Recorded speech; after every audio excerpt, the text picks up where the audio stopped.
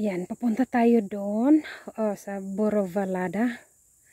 May 2 kilometers na lang kami. Yan, may 2 houses dito. So, may little store. So, ganito sila kaanis dito. Ayan, lagay yung paninda nila.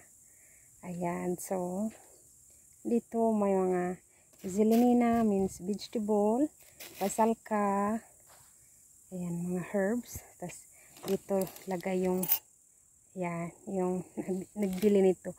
Ganito sila ka-honest.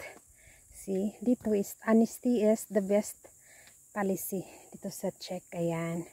So, ayan, 190 koron. Ayan, may price. 90. So, ganito talaga. Ganito kaganda pag, tawag dito, honest.